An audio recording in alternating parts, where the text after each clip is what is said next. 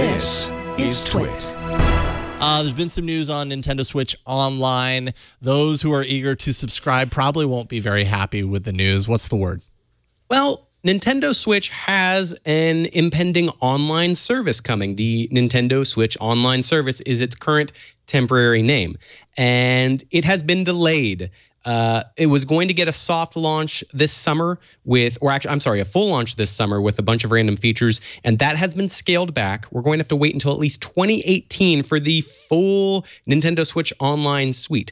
And that means it's a few things. One, there's an app that's going to be coming that will let you do online multiplayer, matchmaking with friends, setting sort of times and coordinating when you're going to play with friends and doing voice chat with them, and also a doling of games, old classic, for now, NES games. The idea being that if you're a paying subscriber, you'll get some games. Now, this delay got a little bit of good news because originally Nintendo said, we're going to let you play one Nintendo game, classic game, for per month with the subscription. And at the end of the month, that game goes away unless you pay up for the full game.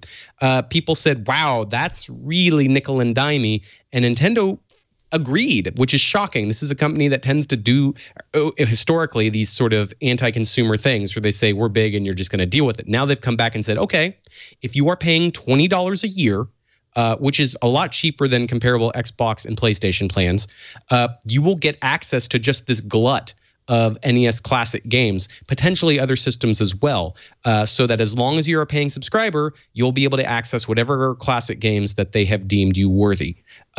So that is something we need more detail on. But that is the most news we have gotten for now, which is essentially delay. We might have more news, and it might come at this coming month's E3.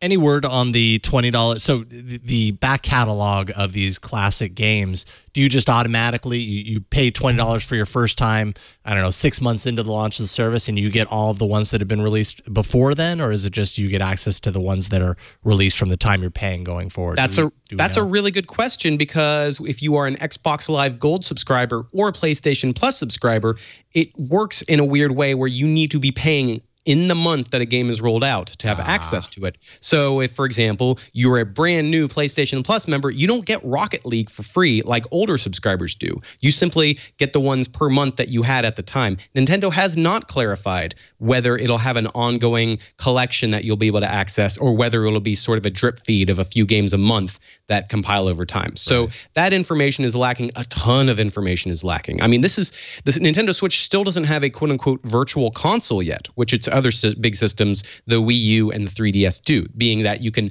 pay $5, $8, $10, $15 a pop and just own old games. We don't know when that's coming to Switch, if your old purchases will transfer to the Switch and things like that. So that's still all pretty unclear.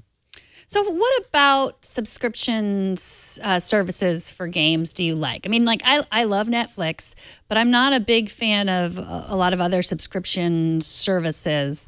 What are the pros and cons of gaming subscription services? Well, there's a lot of value that they can generate if you get in early enough. Again, like I said with PlayStation Plus, if you're an old member and you've just been paying over time, you are getting this giant catalog of games that are essentially yours. You have to log in occasionally and prove that you are a legitimate subscriber, but they're there on your hard drive ready to go, and they let you access online multiplayer. At this point, all the big systems are moving toward this. That $20 a year subscription with Nintendo will be required to play at least some, if not all, online multiplayer games going forward once it kicks in.